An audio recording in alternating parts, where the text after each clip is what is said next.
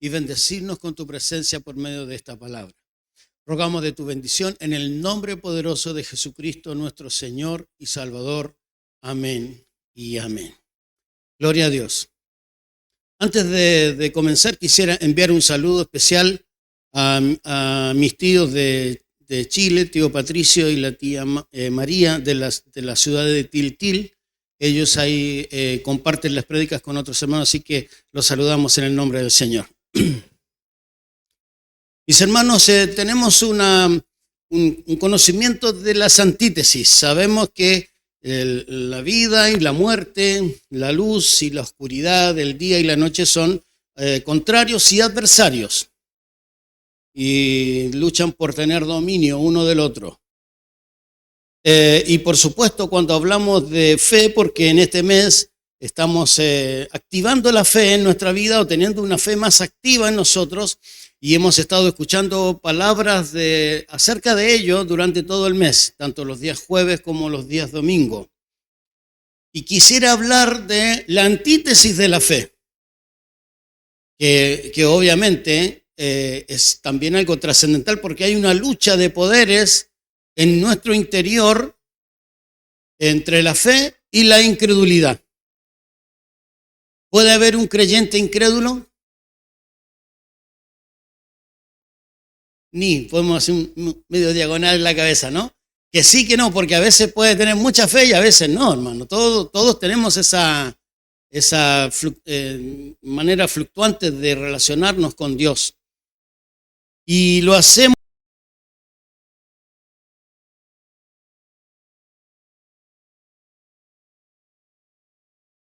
solo en esta prédica, lo tenemos que después dejar acá a nuestro querido discípulo y apóstol Tomás.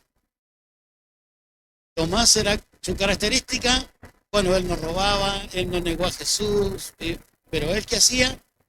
Él era incrédulo. ¿Cómo puede Jesús haber elegido a un hombre incrédulo para ser apóstol? Eso como que es contradictorio, ¿no? Porque si nosotros tuviésemos que hacer una nómina de 12 personas que van a estar con nosotros estos años para una misión global sobre la tierra, al menos que necesitamos es el incrédulo, por lo menos alguien que crea, alguien que esté de acuerdo. Pero Jesús eligió a Tomás porque Tomás nos va a enseñar 5 puntos importantísimos que provocan la incredulidad en la vida de un cristiano. Y por eso yo creo que, bueno, yo le pongo color porque es por la prédica de hoy, pero son muchas otras enseñanzas más que nos deja la palabra del Señor con respecto a este apóstol. Porque lamentablemente la vida de una persona incrédula, siendo creyente, estoy refiriéndome, ¿no? Porque nosotros solemos hacer una diferencia entre inconversos y creyentes, ¿sí? Es decir, el inconverso es la persona que aún no conoce a Jesús y el creyente es el que se congrega, ¿sí? Pero me voy a referir a los creyentes incrédulos, no a los que no conocen a Jesús. ¿Se entiende la diferencia, no? Bueno, no se pongan tristes, hermano, esto no pasa en esta iglesia, eso pasa en otros lados. Acá todos somos creyentes. Pero en otras partes hay creyentes incrédulos en otros lados, y por eso necesitamos recordar estas enseñanzas por las cuales atravesó nuestro hermano Tomás, el Dídimo. El Dídimo significa gemelo o mellizo, es decir, tenía otro parecido, 2 incrédulos por uno, ¿no? Y necesitamos aprender acerca de ellos. Y hemos buscado en las Escrituras todas las intervenciones de Tomás. Cada vez que Tomás estuvo presente y opinó, mostró una característica de la incredulidad en un creyente. Vamos a leer y quiero que me acompañen ustedes en la lectura para que después tome nota de estos versículos, vuelva a leerlo, escuche la prédica de vuelta porque esto es muy importante poder tenerlo bien en cuenta. Vamos a leer el libro de Juan.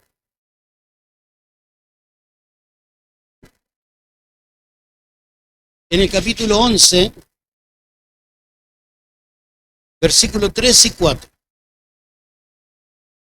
En el mismo contexto de la muerte de Lázaro. Dice así: 3.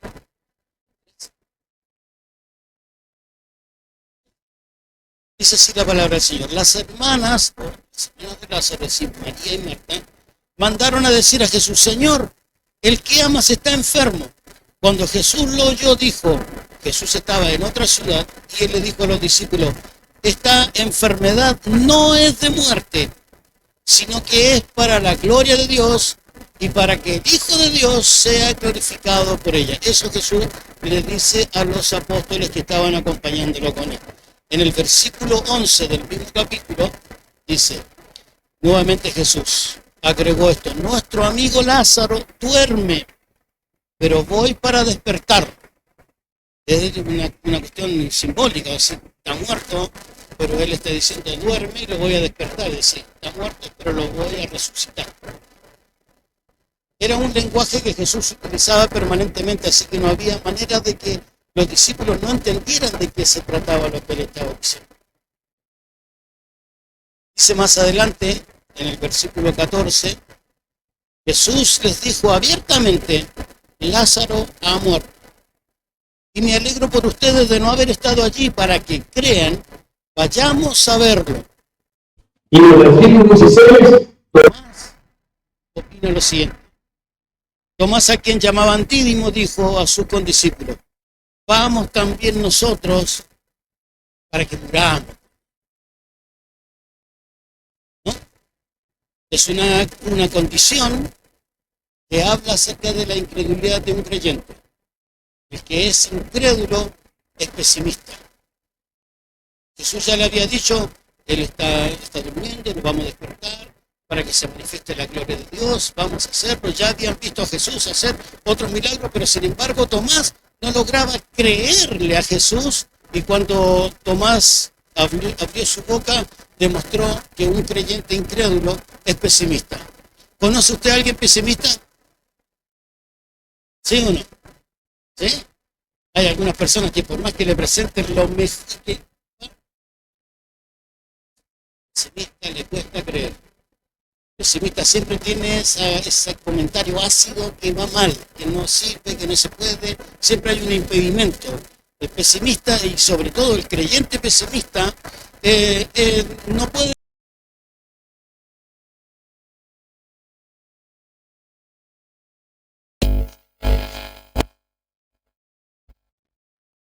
Vamos a leer también en el libro de Juan, la segunda participación, en el capítulo 14, del versículo 1 al 5.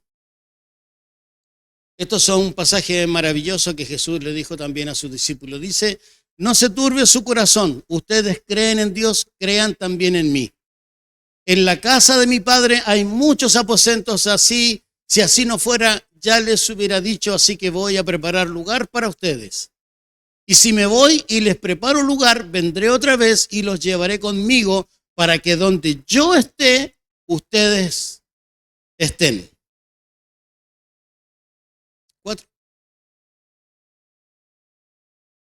Y ustedes saben a dónde voy y saben el camino. Tomás le dijo: Señor, no sabemos ni a dónde vas, ¿cómo podemos saber el camino? ¿Sí? Le acaba de decir Jesús todo lo que iba a hacer, dónde iba a estar, y le dijo: y ustedes saben dónde voy y saben el camino. Pero Tomás, que era un creyente incrédulo, se le cierra el entendimiento.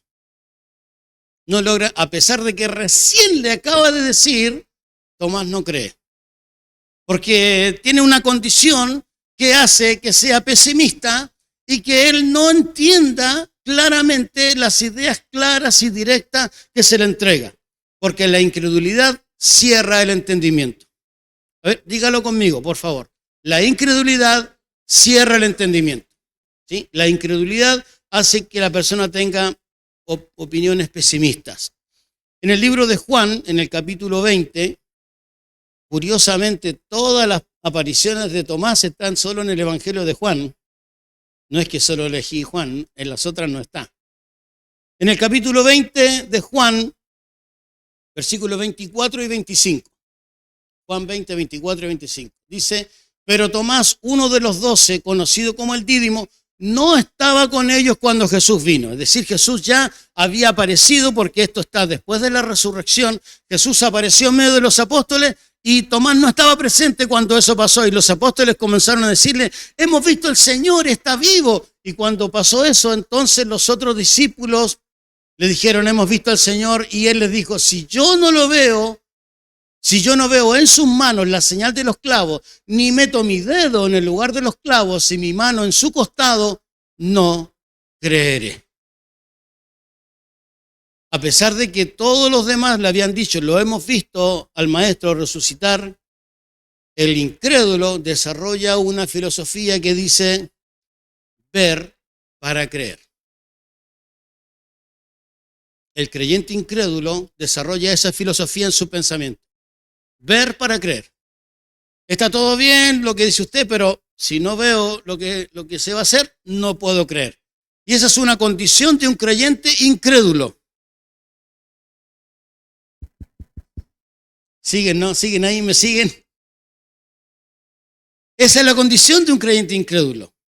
Porque no logra creer verdaderamente, por más que Jesús se lo haya dicho, por más que sus amigos directos que fueron compañeros de ministerio se lo hayan dicho, él dice, si no veo sus llagas y encima si no meto mi dedo en sus llagas y no meto mi mano en su costado, no voy a creer. Es una condición del creyente incrédulo. Ver para creer. ¿Necesitamos ver para creer? Estamos complicados, ¿no? Necesitamos ver para creer, mis hermanos. Es algo que a veces, bueno, e incluso es hasta un dicho, ¿no? De los incrédulos, o sea, de los que no son creyentes, ¿no? Ver para creer. Sí, no, porque si yo ya no voy a hacer más lo mismo, mamita, perdóname, nunca más. Bueno, está todo bien, pero ver para creer. Si no te veo, entonces no te voy a creer.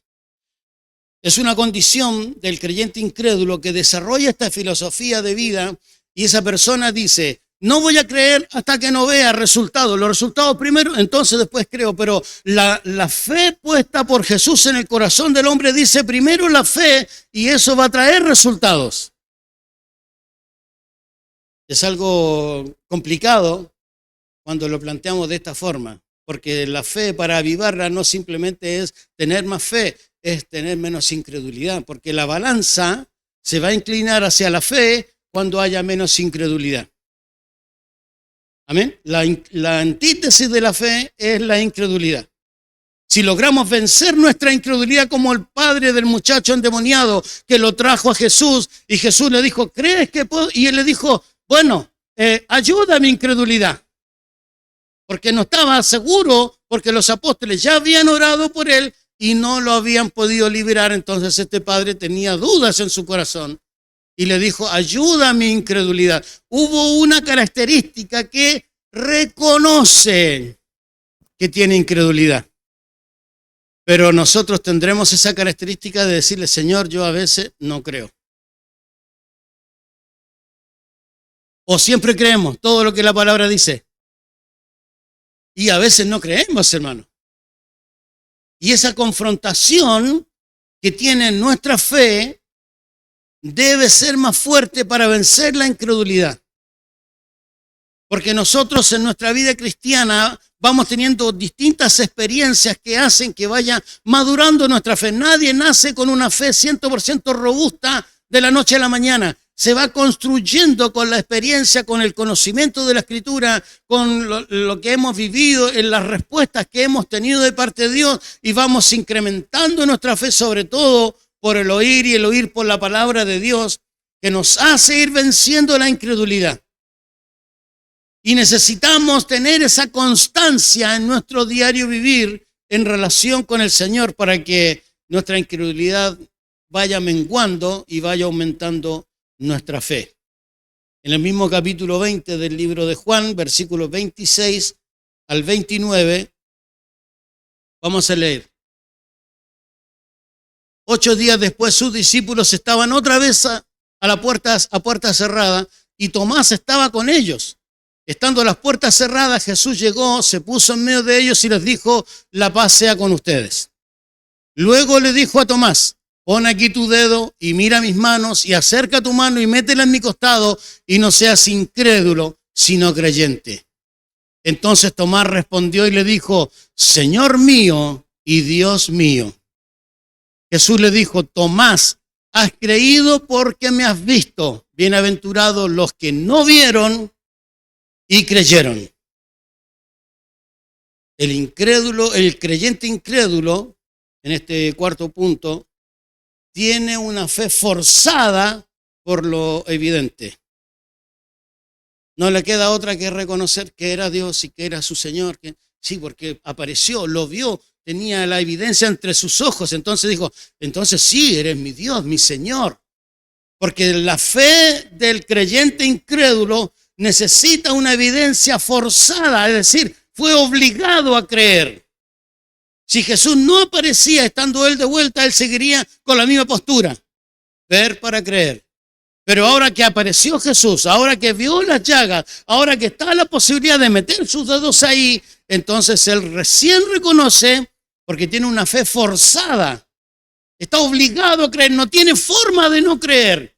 No podría mantener esa postura de decir, bueno, pero a pesar de todo, aún no creo. Ya no sería incrédulo de frente.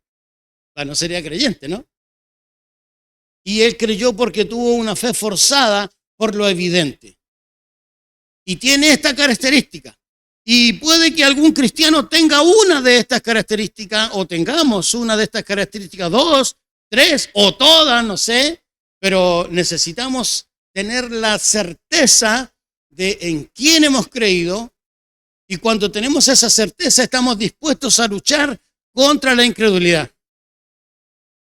Porque si yo le preguntara directamente a usted, o usted me preguntara a mí, o a cualquier otra persona le dijera, ¿vos sos incrédulo? ¿Cuál sería la respuesta? No, soy creyente. Y sí, yo creo, pero a veces no. Pero nos cuesta reconocer que a veces no. Nos cuesta reconocer que no siempre tenemos fe. Nos cuesta reconocer porque la incredulidad se reconoce como una debilidad. Por lo tanto, nadie quiere reconocer una debilidad. Todo el mundo, yo sí puedo, aunque no pueda, va a decir que sí puede. Y ese es el problema. Nunca vamos a vencer la incredulidad en nuestras vidas si no reconocemos que a veces tenemos estos puntos de incredulidad en nuestra fe. Porque con la mano en el corazón, ¿cuántas veces nos hemos enfrentado a situaciones difíciles donde hemos dicho, de esta ya no creo que salga, de esta situación ya ni Dios me salva de esto?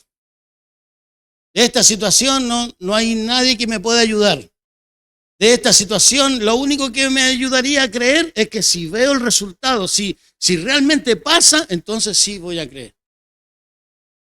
Como la gente le decía a Jesús, danos señales, que caiga un rayo o que aparezca algo en el cielo, que venga un ángel para creerte. Porque el pueblo pedía señales. Necesitaban ellos una evidencia para creer, pero el evangelio es al revés. Hay que creer sin ver. Y eso es la fe. Es la certeza de lo que se espera, la convicción de lo que no se ve. Y cuando Jesús comenzó a traer este mensaje que era nuevo sobre lo que traía de conducta el periodo de la ley, la gente tuvo que hacer este cortocircuito, era decir, o creer, como dice el dicho, creer o reventar. ¿Escuchó alguna vez ese dicho?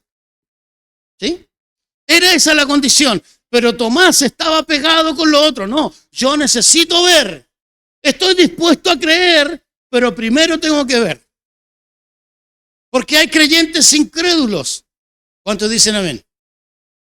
Aunque están en otra iglesia, ¿sí? Hay creyentes incrédulos por todos lados, hermano. Y algo que me llama mucho la atención, en el mismo capítulo de Juan, capítulo 21, capítulo que sigue, vamos a leer 2 versículos, versículos 2 y 3. Dice, estaban juntos Simón Pedro, Tomás, conocido como el Dídimo, Natanael, el de Caná de Galilea, los hijos de Zebedeo, que eran Juan y Jacobo, y otros 2 de sus discípulos. Simón Pedro les dijo, voy a pescar. Ellos le dijeron, también nosotros vamos contigo. Fueron, entraron en una barca, pero aquella noche no pescaron nada. Aquella noche no pescaron nada. Primero porque estaban haciendo algo que no tenían que hacer. Cuando leemos el capítulo 1 de Marcos y Jesús llama a Pedro y a Andrés, su hermano, a ser parte de los discípulos, y luego llama a Jacobo y Juan, que estaban en el mismo lugar pescando, les dijo, yo los llamo para ser pescadores de hombres. Pero como Jesús había muerto y apareció un par de veces y no tenían seguridad de saber qué sucedería, ellos volvieron atrás y se fueron a pescar. Volvieron atrás, se olvidaron de su propósito. Y cuando un creyente olvida su propósito, es permeable a la incredulidad de un creyente incrédulo. Porque me imagino que Tomás, en la barca, estaría dando comentarios pesimistas, porque es incrédulo. Dice, che, mejor volvamos, no me agarran nada. Ya tiramos la red y no salió nada, no creo que pesquemos. No tiene el entendimiento de decir, bueno, esta es la hora de la pesca, este es el lugar. No, él estaba cerrado su entendimiento. Él decía, bueno, la red salió vacía, ver para creer, no vamos a pescar nada, ¿se dan cuenta? No vamos a pescar. Y esos eran los comentarios de un creyente incrédulo en medio de una faena que estaban haciendo no por el propósito de Dios. Y esa noche termina el versículo diciendo, no pescaron nada. Y claro, ¿qué iban a pescar si Tomás estaba en el barco, hermano? Con toda su opinión, y ¿para qué van a hacer esa parte de ahí? ¿Para qué, hermano, vamos a poner una baranda? No, mejor nos quedamos así, si no pasa nada, no vamos a poder. Y ahí estaba Tomás tirando comentarios ácidos, ¿no? Porque era su naturaleza. Era un creyente incrédulo y Jesús lo llamó al apostolado y a ser un discípulo para estas enseñanzas nosotros recibirlas 2000 años en el futuro. Y Jesús ya estaba pensando en nosotros y habrá dicho, los hermanos deben hacer esto, les va a servir. Aunque los creyentes incrédulos sean de otras iglesias, nos va a servir a nosotros también. Y ahí estaba, hermanos, porque la incredulidad contagia las mentes con fe, pero que no tienen propósito. Es decir, el que vive por vivir, el que sirve a Dios por servir, el que recibió a Jesús por recibir, no tiene un propósito para servir a Dios, esa persona tiene fe, pero no tiene propósito. Y así estaban los apóstoles.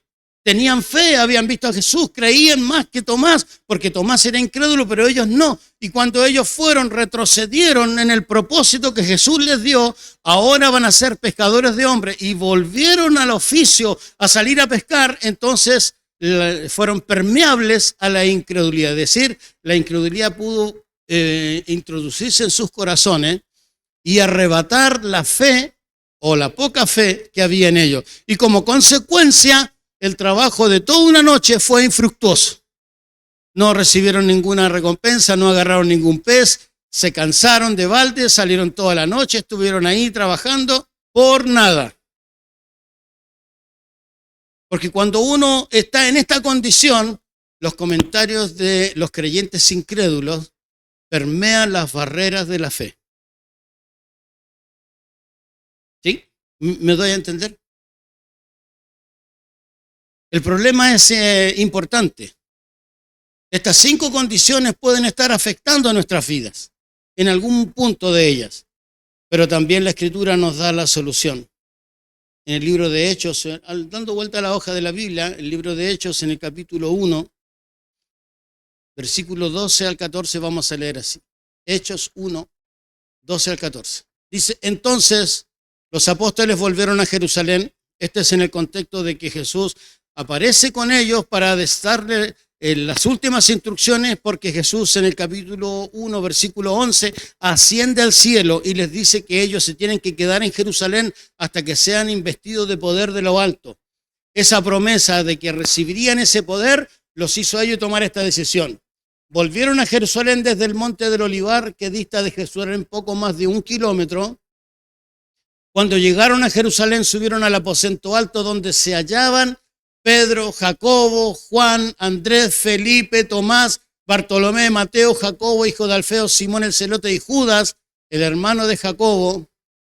Todos ellos oraban y rogaban a Dios continuamente en unión de las mujeres de María, la madre de Jesús y de sus hermanos. Ahí en medio de toda esta lista también estaba nuestro hermano Tomás. Incrédulo, creyente incrédulo. Pero ¿por qué en esta condición no ocurrió lo mismo? Porque también estaban ahí los mismos que subieron a la barca pocos días antes y que no pescaron nada. Y ahora estaban en Jerusalén esperando la promesa del Padre que viniera sobre ellos, pero los comentarios y la presencia y las acciones de Tomás no fueron un objeto de estorbo para los demás, porque estaban en una condición de un creyente que vive en fe. Estaban perseverando, literalmente. Perseveraban ellos. Esto significa que persistían, estaban insistiendo. Perseverar es una condición que la palabra nos pide para poder encontrar salvación y vida eterna. El que persevera hasta el fin será salvo. Y eso significa en las buenas, en las malas, en la tristeza, en la alegría. Perseverar es andar con Dios a pesar de las consecuencias que nosotros podamos tener. Ellos perseveraban en oración y ruego. No estaban pensando en otra cosa. Ellos ya habían vuelto a ese concepto original. Ahora serán pescadores de hombres.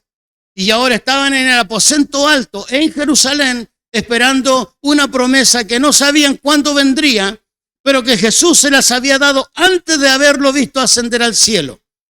Y estaban allí ellos en esta condición, orando con ruego, es decir, una oración intensa.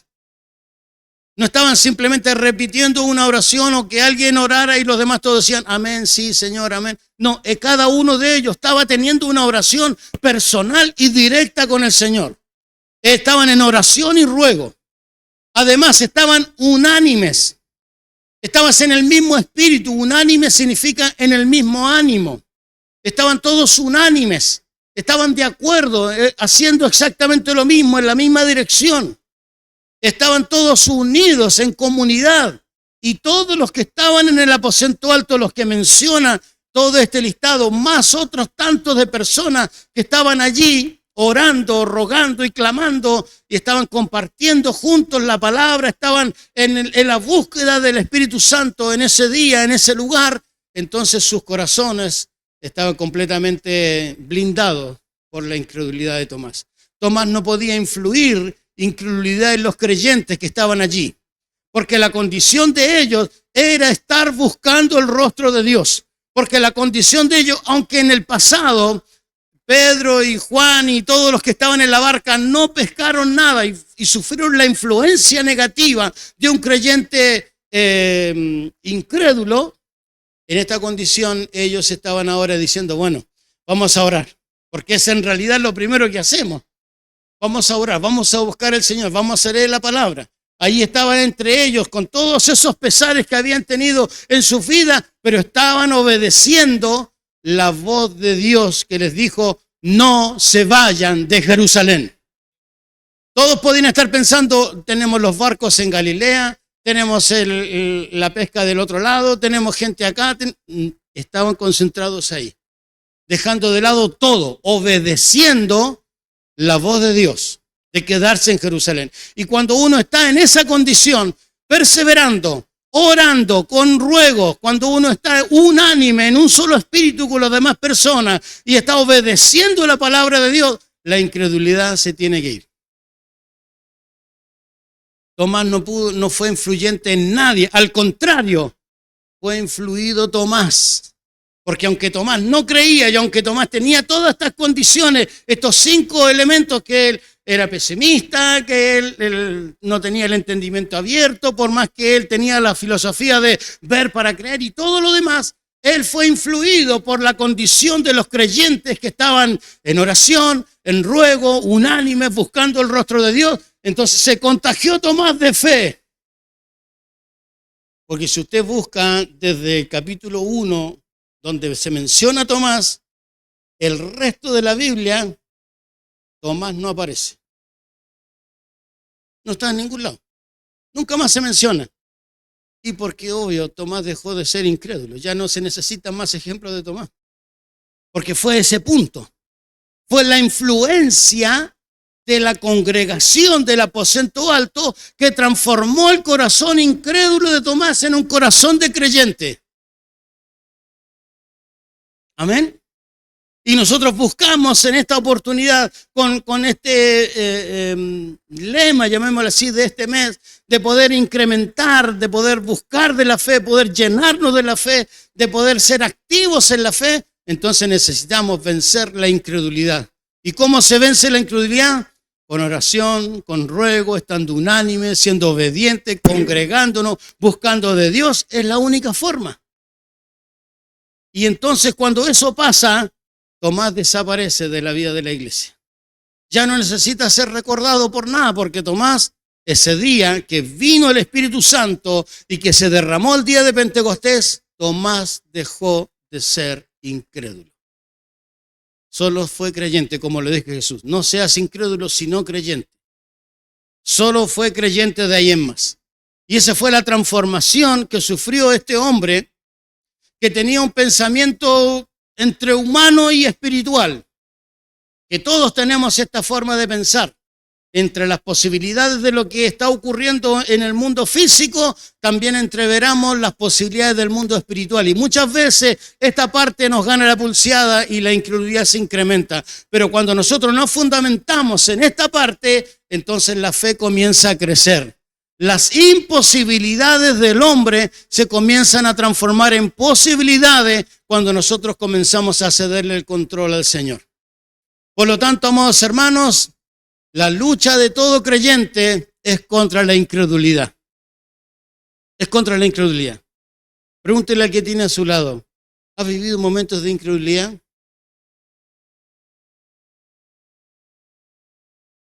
Si tuviera que hacer la lista, todos hemos pasado por esto, hermano. Y posiblemente alguno esté medio como ahí noviando con la incredulidad. Creo, pero no creo tanto. O sea, sí creo, pero lo que pasa es que como complicado creer contra las leyes de la naturaleza no se puede. Es que es complicado creer cuando, bueno, es difícil retrucar que no se puede creer. Y sí, yo creo, pero resulta que esto es re grosso. Sí, hermano. Yo creo, pero está complicado. Y condicionamos nuestra fe cuando simplemente tenemos que creer. Porque la incredulidad nos aparta de Dios. La incredulidad nos separa de la congregación. La incredulidad nos aleja de la gracia y del propósito de Dios en nuestras vidas. Que Dios nos ayude, porque en realidad el problema de la fe no es la razón. No es que la fe está en lucha con la razón o con la ciencia. La fe está en lucha con la incredulidad. Y necesitamos vencer la incredulidad para encontrar perfecta paz y perfecto gozo en la presencia de Dios. Le voy a invitar, por favor, que nos pongamos de pie.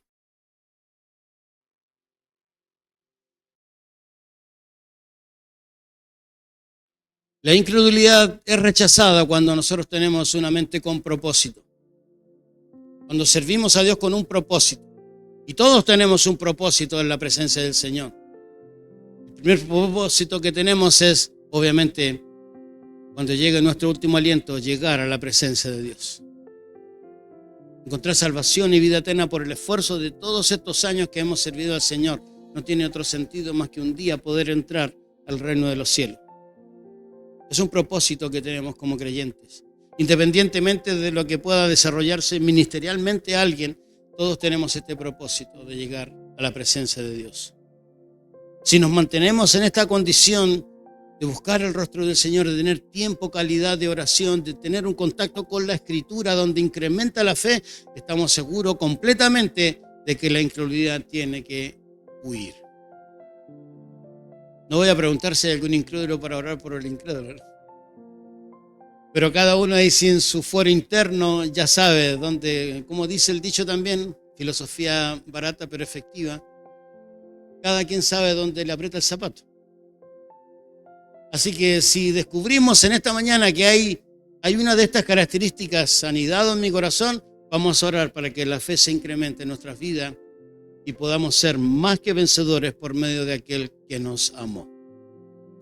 Amado Dios, bendecimos y glorificamos tu dulce nombre, porque tú eres bueno, Señor, porque tú eres santo, porque para siempre es tu misericordia. Gracias, Padre, por este gran amor entregado en la cruz por todos nosotros, porque nos amaste primero, Señor, sin que nosotros te hayamos amado. Tú ya entregaste tu vida por nosotros. Señor, gracias por la fe que has desatado por medio de esa cruz. Señor, y cada vez que miramos a esa cruz, como dice tu palabra, todo aquel que mire la cruz será salvo. Y por eso, Señor, te miramos no como un recuerdo doloroso, sino como una victoria, Señor.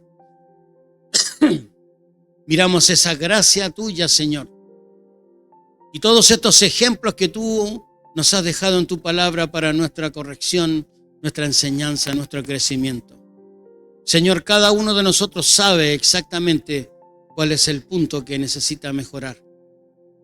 Señor, porque deseamos una fe inquebrantable y para ello necesitamos vencer la incredulidad. Y por eso vamos delante de ti, primero para agradecer por la fe que tú nos has dado y la hemos depositado en Jesucristo nuestro Señor. Pero también vamos con fe, Señor, para pedirte, necesitamos vencer nuestra incredulidad. Ayúdanos en nuestras incredulidades, Señor.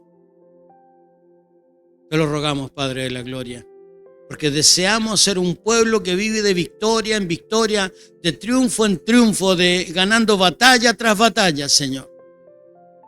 En el nombre de Jesús, Señor, desata de tu gracia en nuestros corazones y ayúdanos, Señor, para permanecer firmes y para poder ganarle la pulseada a la incredulidad, Señor, que posiblemente ahora mismo esté golpeando la puerta de nuestro corazón. Gracias, Padre, porque te hemos conocido, Señor. Gracias, Padre, por la vida de Tomás, que nos ha dejado estos ejemplos. Ayúdanos, Señor, para poder ser luz en este mundo, Señor, para mostrarle a la gente cómo es ser un creyente verdadero, Señor. Por misericordia, rogamos de tu gracia en nuestras vidas. Ayúdanos, Señor, a vencer cualquiera sea esta situación para poder ser creyente y no incrédulo. Te lo rogamos y te lo pedimos por medio de Jesucristo, nuestro Señor y nuestro precioso Salvador. Amén y amén.